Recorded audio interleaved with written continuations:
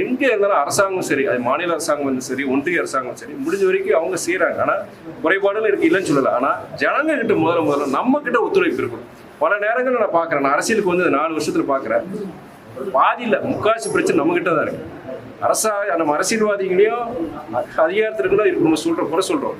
ஆனால் நிறைய நேரங்களில் நம்மளே சில பிரச்சனை உருவாக்குறோம். மக்கள் மத்தியில் ஒத்துழைப்பு இருக்கணும். இங்கே இருக்கிற நிறைய பேர் மக்கள் பிரதிநிதிகள் வந்திருக்காங்க, தன்னார்வலர்கள் வந்திருக்கிறாங்க. நான் ஒரே ஒரு வேண்டுகோள் எல்லாருக்கும் என்ன சொல்றேன், இங்கே பொறுத்த வரைக்கும் நீங்கள் அதிகாரிகள் சில கவனக்குறைவு இருக்கும், மறுக்கிறது கிடையாது.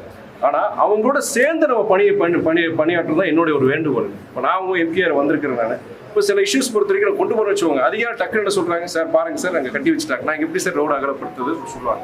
இந்த மாதிரி விஷயங்கள்ல அந்த யார் அதுக்கு காரணமானவர்களோ, இங்க இருக்கிற முக்கியமாக கவுன்சிலராக இருக்கட்டும், யாராக இருக்கட்டும், அவங்களோட பேசி செஞ்சு மக்கள் ஒற்றுமையா இருந்து ஒரு முடிவு எடுத்தீங்கன்னா அதிகாரிகளுக்கு அதை நிறைவேற்றுறதுல, அந்த கோரிக்கையோ அந்த பிரச்சனையோ நிறைவேற்றுறதுல அவங்களுக்கு ஈஸியா இருக்கும்.